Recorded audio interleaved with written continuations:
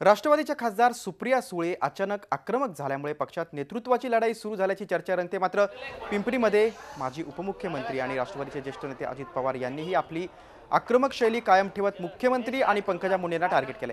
विरोधकांच्या कुंडल्या आपल्या हाती आहेत अशी भाषा फडणवीसांना शोभत नाही असं अजित पवार म्हणाले।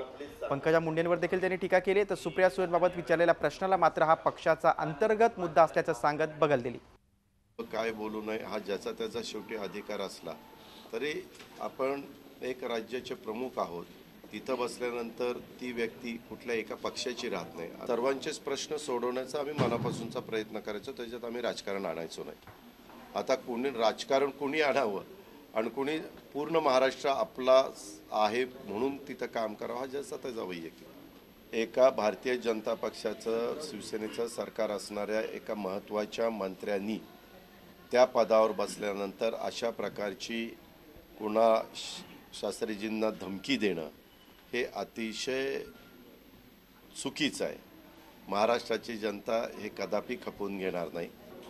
भारतीय जनता पक्षाने त्याला एक वेगळ्या प्रकारचा काहीतरी